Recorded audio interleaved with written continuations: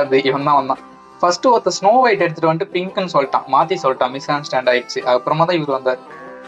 Right, இவர் கேட்ட போர்ட்டலே இவருக்கு நம்ம பே பண்ணிடலாம். Okay finally we are doing it.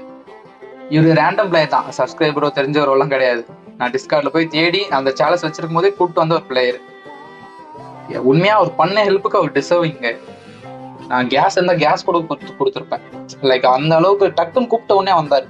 Anyways நல்ல மனுஷன். சில பேர்லாம் வச்சிருந்தாலுமே வேணே பண்ண மாட்டானுங்க, சேலஞ்ச் இருக்க பிளேயரை தேடி கில் பண்ணுவானுங்க. இவனுங்க மாதிரி ஆளுங்க தான் பேன் பண்ணி விடணும். நல்ல மனுஷன்.